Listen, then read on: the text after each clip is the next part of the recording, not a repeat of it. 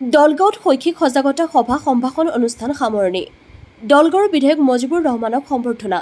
দলগাঁও খণ্ড প্ৰাথমিক শিক্ষক সন্মিলনৰ উদ্যোগত এই খণ্ড পৰ্যায়ৰ শৈক্ষিক সজাগতা সভা। সভাৰ আৰম্ভণিতে প্ৰয়াত সংগীত সম্ৰাট জুবিন গাৰ্গক শ্ৰদ্ধাঞ্জলি আৰু পুষ্পাঞ্জলি জ্ঞাপন।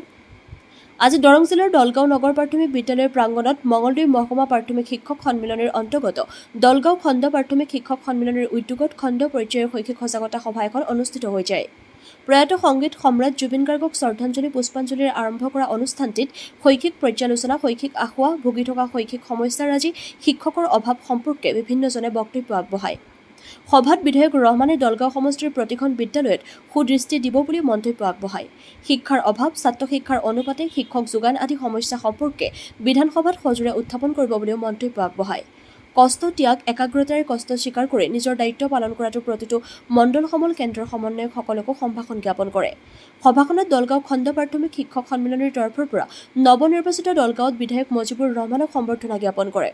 সভাত দলগাঁৱৰ বিধায়ক মজিবুৰ ৰহমান, খণ্ড প্ৰাথমিক শিক্ষা বিষয়া আব্দুল ৰেজাক, অসম ৰাজ্যিক প্ৰাথমিক শিক্ষাৰ সন্মিলনৰ সম্পাদক ৰাতুল চন্দ্ৰ গোস্বামী, মঙলদৈ মহকুমা প্ৰাথমিক শিক্ষক সন্মিলনৰ সভাপতি পৱন কুমাৰ ঝা, সম্পাদক বিজয় কুমাৰ ডেকাসহ বহুকেইগৰাকী ৰাজ্যিক, মঙলদৈ মহকুমা আৰু খণ্ড পৰ্যায়ৰ শিক্ষক সন্মিলনৰ বিষয়ববীয়া উপস্থিত থাকে। সহস্ৰাধিক শিক্ষক উপস্থিত থাকি সভাৰ সৌষ্ঠৱ বৃদ্ধি কৰাৰ লগতে অনুষ্ঠানটোত পূৰ্ণাংগতা বৃদ্ধি কৰে। অতিথিসকলে শিক্ষকৰ দায়িত্ব, কৰ্তব্য পালন কৰাৰ লগতে নিষ্ঠাৰে নিজৰ কাম কৰি যাবলৈ উৎসাহ আৰু উদ্দীপনা জ্ঞাপন কৰে। দলগাঁৱৰ পৰা Anowar Hussain report, AIN live. ধন্যবাদ। আমাৰ প্ৰথমে আমাৰ নিউজ লেখকসকলক মই ধন্যবাদ জনাইছোঁ। এই স্বাগতে আমাৰ আজিৰ যিটো শৈক্ষিক সজাগতা সভাৰ ওপৰত বহুদিনে আমাৰ এটা আশা আছিল। আমাৰ ৰাজ্যিকৰ যিজন প্ৰধান সম্পাদক ৰাতুল চন্দ্ৰ গোস্বামী ছাৰদেৱে তেখেতে আজি বহুদিন ধৰি আমাৰ এইখন প্ৰগ্ৰাম কৰিব বুলি, আমাৰ শিক্ষকসকলৰ মাজত এটা সজাগতা আনিব বুলি তেখেতে তেওঁৰ আশা আছিল। ঠিক এইটো বাস্তৱত আমি আজি পৰিণত কৰিলোঁ।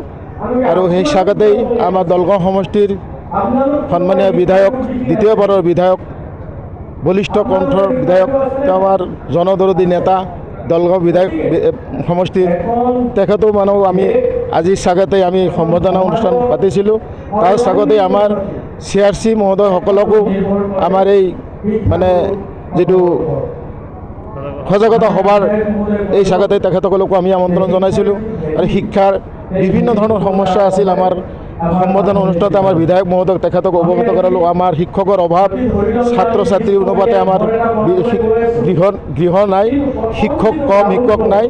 আৰু আমাৰ বিধায়ক মহোদয়লৈ আমাৰ এটা আহ্বান থাকিল, আমাৰ শিক্ষক সন্মিলনীৰ হৈ দাবী জনালোঁ, আমাৰ এটা অডিটৰিয়াম হল, আমাৰ শিক্ষক ভৱন লাগে বুলি তেখেতক দাবী জনোৱাৰ পিছত আমাৰ সন্মানীয় বিধায়ক মহোদয়ে আমাক আশ্বাস প্ৰদান কৰিলে। তাৰ বাবে আমাৰ সমূহ শিক্ষয়িত্ৰীৰ তৰফৰ পৰা তেখেতক আমি ধন্যবাদ জ্ঞাপন কৰিছোঁ। আৰু আগন্তুক দিনলৈ আমাৰ এই শিক্ষক সমাজটোক তেখেতৰ দিহা পৰামৰ্শ আৰু আমাৰ যিসকল ৰাজ্যিকৰ পৰা যিসকল আমাৰ ৰাতুল কলিতা গোস্বামী ছাৰো আহিছে, তেখেতৰ দিহা পৰামৰ্শ, আমাৰ মঙলদৈ মহকুমাৰ যিবিলাক সভাপতি সম্পাদক প্ৰমুখে, আমাৰ তাৰপিছত আপোনাৰ ব্লকৰ সভাপতি সম্পাদক তথা আমাৰ যিবিলাক হয়তো শিক্ষক সন্মিলনীৰ বিষয়ববীয়া আছে আৰু প্ৰেছ মিডিয়াৰ, আমাৰ প্ৰিণ্ট মিডিয়াৰ ভাইজানসকল আছে, তেখেতসকলকো দিহা পৰামৰ্শত আমাৰ শিক্ষা জগতটো কেনেকৈ আমি আগুৱাই লৈ যাম, ব্লকটোৰ আমি কেনেকৈ আগুৱাই লৈ যাম। আমাৰ যিজন শিক্ষা বিষয়া বৰ্তমান নতুনকৈ আব্দুল ৰেজাক ছাৰ, তেখেতৰ শিক্ষাৰ প্ৰতি বহুত এটা সজাগতা আছে। তেখেতেও আমাক যথেষ্টখিনি সহায় আগবঢ়াইছে আৰু তেখেতক কিন্তু এটা আমাৰ দলগাঁও সমষ্টিৰ এই শিক্ষা এইটো আৰু আগুৱাই লৈ যাব, আগুৱাই লৈ যোৱাৰ তেখেতৰ এটা প্ৰয়াস আছে। আৰু তেখেত যুটীয়া ভাৱত আমি যদি আমি এটা এই দলগাঁও সমষ্টিৰ যদি আমি শিক্ষামূলক যিবিলাক কাম আছে সেইবিলাক যদি আগুৱাই লৈ যাম, নিশ্চয় আমাৰ ছাত্ৰ ছাত্ৰীৰ বাবে ভৱিষ্যত ভাল হ'ব আৰু আগুৱাই যাব। আপোনালোকৰো তাতে পূৰ্ণ সহযোগিতা আগবঢ়াবৰ কাৰণে আমিও আপোনালোকলৈ আমি আহ্বান জনাইছোঁ। প্ৰাথমিক শিক্ষক সন্মিলনী আৰু আপোনাৰ মঙলদৈ প্ৰাথমিক শিক্ষক সন্মিলনীৰ যৌথ উদ্যোগত আজি এখন সজাগতা সভা পাতিছিলে আৰু তাতে মোক ইনভাইট কৰি তেখেতে সম্বৰ্ধনা জনাইছে।